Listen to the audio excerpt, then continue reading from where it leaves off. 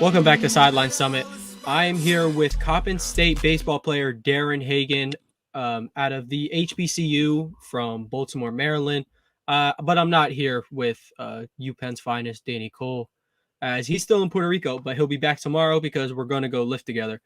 I'm Antonio Perez, the host for this episode. This is episode 7.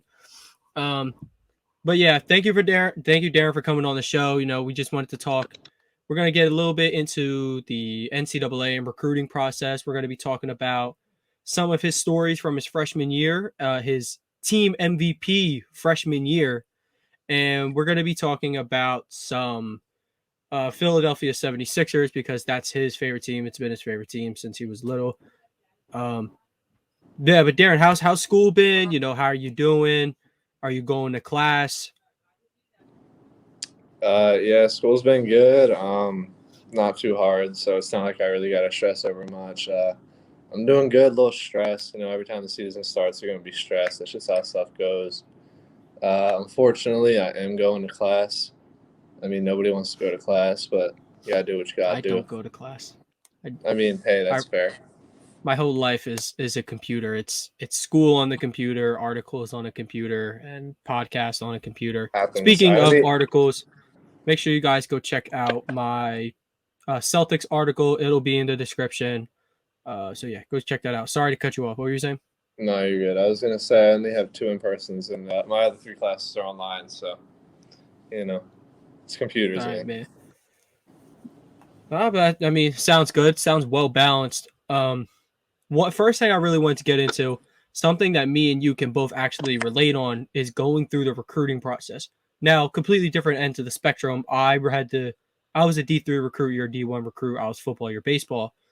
Um, Now for me, I felt a lot of pressure from coaches. I felt like they were like nagging at like, oh, when do you want to commit these days? They kind of like felt like assumed you were on board already.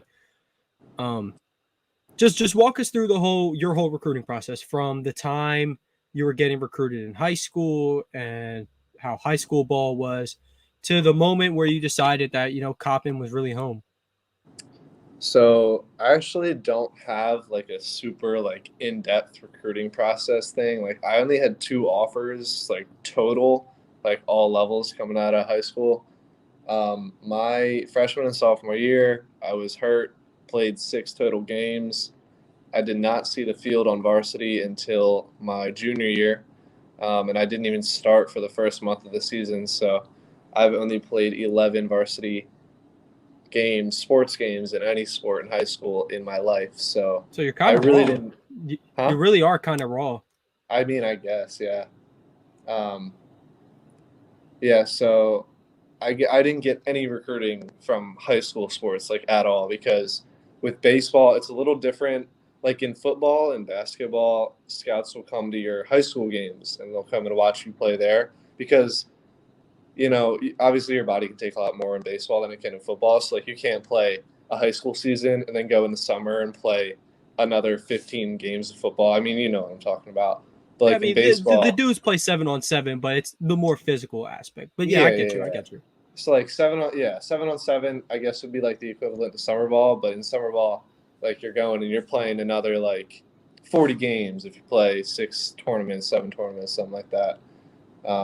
So that's where I got recruited from the most. Were travel ball stuff, and you go to colleges, go to showcases and stuff like that. I got my first offer from Goldie Beacom College in Delaware. It's a D2, and I went on a visit there. The campus is really nice. I love the coaches; they were cool. However, they offered me as a preferred walk-on, and I thought that I deserved at least some kind of scholarship. Um, so I was still super grateful for the offer, but at the same time, you kind of got to know your worth. Can't take anything Gotta do what's if, best for if you. yeah, yeah, you can't like settle for anything when you're going to college. It's probably one of, if not the biggest decisions you're going to make in your life. Um, Probably not the biggest, but it's a huge decision The for biggest, everybody coming your out of high biggest school. this far for certain. Oh yeah, yeah. Up until this point in my life, what school you go to is definitely the biggest decision you have to make. Um, so I had the Goldie Beacom offer, and then a month later, I went to. It's actually kind of funny. I was going to a bunch of University of Delaware showcases, and I went on University of Delaware's schedule, and I saw Coppin State, and I thought the name sounded cool. So I went on their website, and their camp was really, really cheap. It was only like $80. So I told my dad, and then my mom took me to the camp a week later. Had a good camp. The coaches offered me on the phone, I want to say 5 days later. I went down for another personal visit, and the visit was cool because I got to meet like all the guys and all the guys on the team, the guys that were coming in, and that's really what sealed the deal for me. Like, I mean, I'm not in the best. I'm in West Baltimore, so it's not a super nice place. There's only 500 people on campus. Not much to do on campus. However, I'm not here for campus. I'm here for baseball, and the baseball program is getting better. I mean, we're doing pretty good this year. But yeah, so the guys were awesome. I'm really close friends with everybody on the team, so they really want to. They really made me want to come.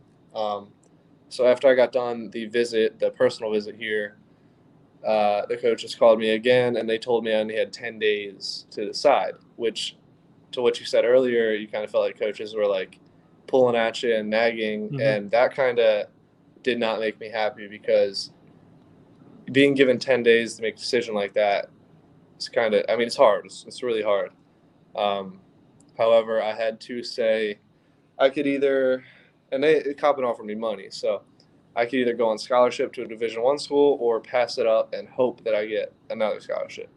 And that's just a really, really, really big risk to take. So I decided, love it here, may as well just take them up on the offer because the school that wants you is where you should go. Yeah, and a lot of like that last part was like, some people, I definitely know some people who'd be like, oh, I'm gonna bank on myself, I'm gonna bet on myself, and then they end up D3. Not to say it's a bad thing, but when Yeah, you're as talented as a player as you are, you don't want to end up. You got to end up somewhere where you'll be seen. yeah. I mean, you just gotta wait. Like betting on you have to bet on yourself, yeah, but you can't like your goals have to be realistic. Like I knew coming out of high school I was good at baseball, but I knew that I wasn't like gonna get drafted out of high school Power 5 talent. Like I knew that wasn't me. So if I passed up a D1 offer, it's not like I could have got that much better of an offer. So like the for me the positive and negative was just the positive outweighed the negative so much that it was a pretty easy decision once I actually figured it out like that. Yeah, it's unfortunately none of this process I can relate to because D3 doesn't give out money, and yeah, I didn't yeah, just wasn't like that. But moving on to your freshman year, you were the team MVP in just your freshman year, which is, I think, impressive for any team, any level. That just shows the type of talent you are. But you got to have a funny story from your freshman year. Talk about just something funny that might have happened your freshman year, whether it's with the guys or maybe you had to like run to the bathroom mid game. Anything. What could it be? Um, there's a couple that come to mind. Uh, I guess the first thing that I really thought was funny that like I mean, it started the whole thing off. So like coming into any school your freshman year, obviously you don't really expect to play much. So I was like, I had a guy Marcus Castillo in front of me, and he is going off this year. He's having a huge year. He was having a huge year when I got here last year, and I was set that I was going to be behind him. And then unfortunately, Saturday practice, second week of the fall, he tears his ACL. And the very next day, my coach comes up to me and says, "You're our new center fielder." So that was kind of a shock to me. Um, Really unfortunate for Marcos because he doesn't deserve that. Awesome guy, awesome player, but he is having a hell of a comeback season this year. He's balling out. And then two stories from in the season that came to my mind. Actually, I didn't even think about it until you said it, like having to run to the bathroom mid game. We were at Mount St. Mary's, and uh, we're away, so we're hitting first. And as soon as I got so we had to eat on the bus on the way there, and they give us cat food, and the cat food they gave us was Italian food. So I had spaghetti and meatballs right before the game started on the way to the field. That's almost as bad as Coach Smith's 4-for-4s during Yeah. camp. So I had that, and I always drink an energy drink before the game. So I had that and hella caffeine. So I had to take shit. And as soon as we got off the van, I had to shit. But I couldn't because one, there was porta potties, and two, we got there late, so we had to go right into stretch, right from stretch to batting practice, right from batting practice to IO, and I had no time to shit. So I was holding it for like a good hour and a half, and then the game starts, and I'm hitting second, and I'm honestly up there just hoping that I strike out or something, so I can like go back to the dugout and take a shit, because like I can't run, right? Is So that of course, important? I mean, bro, like yeah. So unfortunately, I ended up hitting a double into the gap and had to run The most all the way to second. bittersweet double in Yeah, NCAA history. I was like running half the speed because I just didn't want to like shit myself while I was running the bases. So that was rough. And then I had to slide. That was just, no. So Full speed, very full next. speed. You get in that triple. Oh yeah, 100%. But I was held back. Fun fact: Coppin State leads the nation in triples so far this Yeah, season with we 11. do. Just crazy. I mean, I don't have one because I've been hurt, but I'll get one. But yeah, that is crazy. We do lead the country in triples. But anyway, I got to second. Very next guy hit a single, and I ran from second, crossed home, ran straight from home past the dugout to the porta potties. Finally took my shit. So Took a deuce. yeah, that was a rough one. And then the first story, like the one thing that pops up in my mind every time anybody asks me, like, you ever heard like an NBA player, like an NFL player say, like, what was your like welcome to the league moment? Yeah. Like you've heard of that before. Yeah. So So what was your? my Is this your welcome to college moment? this is my welcome to college moment. Yeah, my welcome to college moment. So my first two college games, my first one was they were both at Navy, which is super dope field, one of my favorite places to play at. So my first pitch ever that I see in college is 95 miles per hour and it hits me in my arm. Hmm. So that was a great start to my college career, but I've that's seen not that even the one funny part. before. Just 20 less miles per hour. Yeah, yeah. So I got drilled in my arm, first college at bat. We ended up losing the first game. First game went decent, got a hit, got my first hit and everything. But second game, I go 5 for 6 with two doubles, which 5 hits in one game is tied for a school record. So I'm 2 games in. I'm leading the team in every category. I just set a school record. My second game as a freshman. Everyone's hyping me up. I'm feeling like I'm on the top of the world and everything. And I'm like, oh man, college is easy. Like I'm gonna be the best player of all time. So our very next, we had that weekend off. Or no. We had like the rest of the week off. We had Friday off, and then we played Lehigh on a doubleheader on Saturday. And the first game of the doubleheader, we faced Mason Black, who just got drafted in the third round, I think. Played in the Cape Cod, really damn good.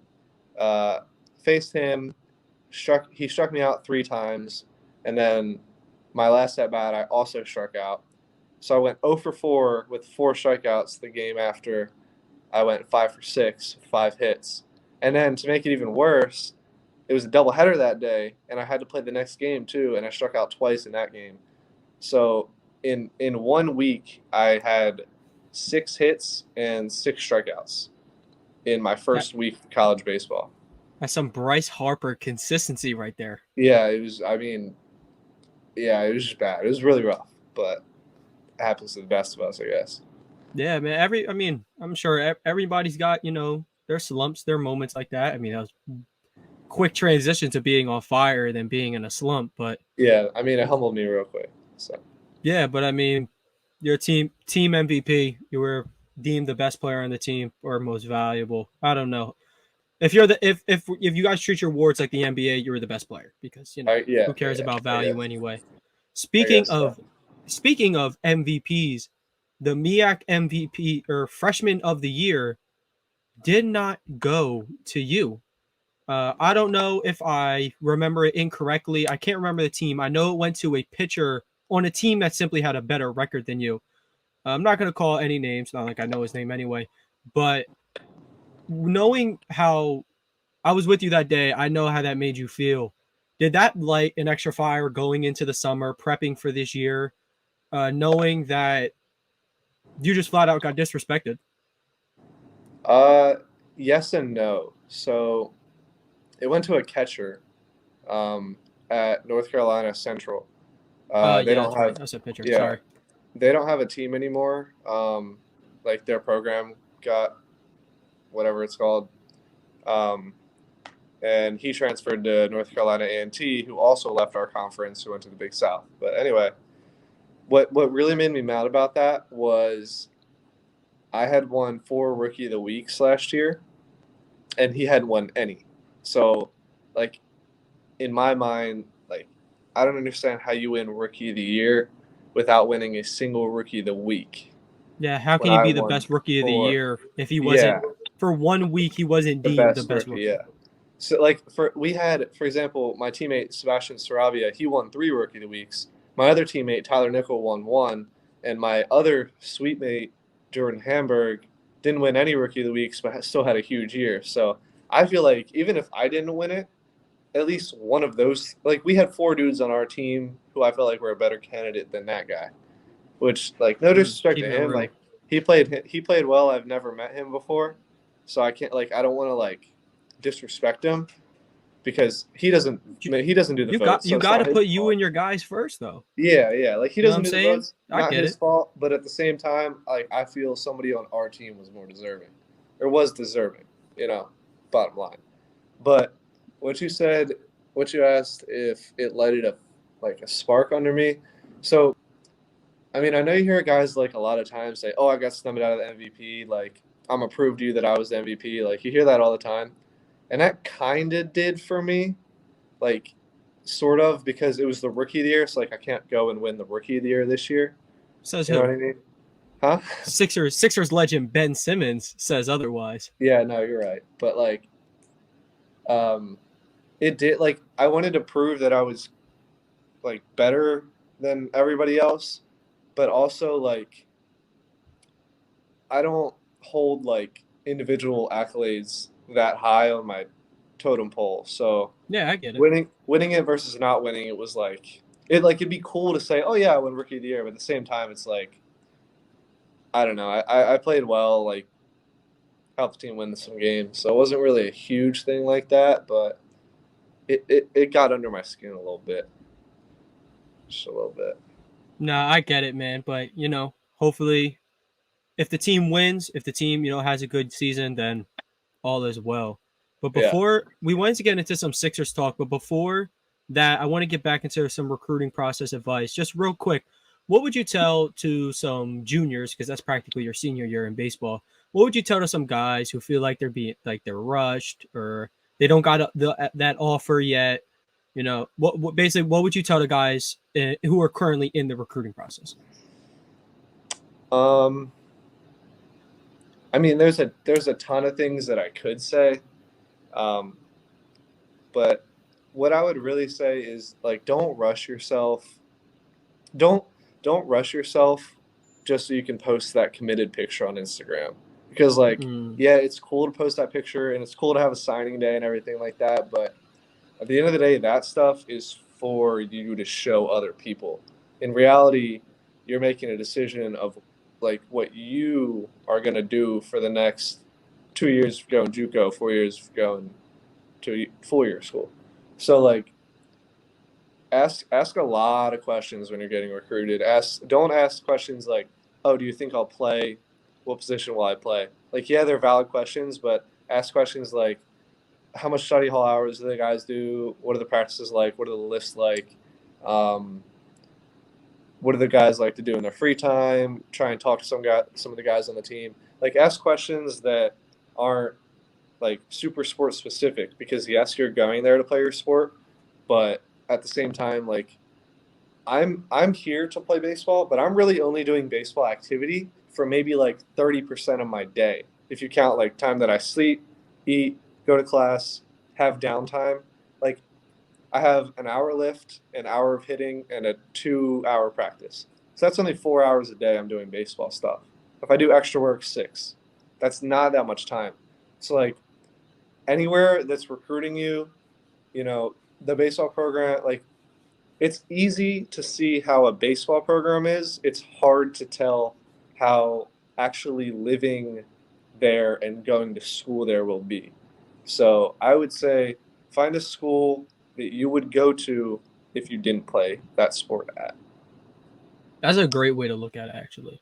A lot Yeah. of kids are like, they'll go there like, oh, I'm not worried about class. And I'm like, well, you're going to be worried about class when you're not in the MLB and you're working at your local McDonald's. Yeah, I don't mean to cut you off, but No, go ahead. I was that done.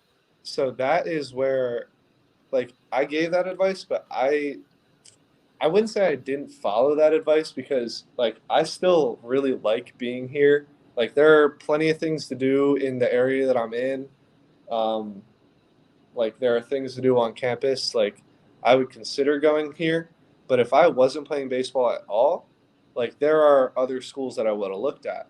It's just you have to find the balance between like you have to find a balance between schools that want you to play baseball at and schools that you want to go to because you're not going to get the best of both worlds unless you're a top 5 recruit country. Like that's just not going to happen. But yeah, I don't want to like. I'm not saying anything negative about Coppin because I love it here. I I love seeing the guys. Love seeing our coaches. Professors here are great. Um, but yeah, just find a place that you enjoy being at. That's what I would say. That's some great advice, and I'm pretty sure my senior year self would also listen to that. But transitioning into some Sixers talk, um, the current state of the team, they're looking like they could go win a finals. You've been on it for a while. As soon as they traded for Harden, you said they were winning the championship, which a lot of Sixers fans do. Yep. But I want to talk about Tyrese Maxey instead. Not talking Okay. about Embiid and his MVP race. When did you realize Tyrese Maxey was going to be special? A week and a half ago. It took you that long? No. So like, okay, I don't like watch a ton of Sixers games just because I don't really have anything to watch it on. I started watching a lot. I started watching a lot because Josh, my roommate, who just won Rookie of the Week by the way this week, Shout out Josh. he has that stuff, so we watch it like on his TV now. But I haven't really watched a ton. But I knew Maxey was going to be good like earlier this season. But it's been like the last week and a half, 2 weeks. He's been averaging like stupid numbers or something like that. His last 6 games with James Harden, he has been averaging 26 points a game, which is wild. Like best third option in the league.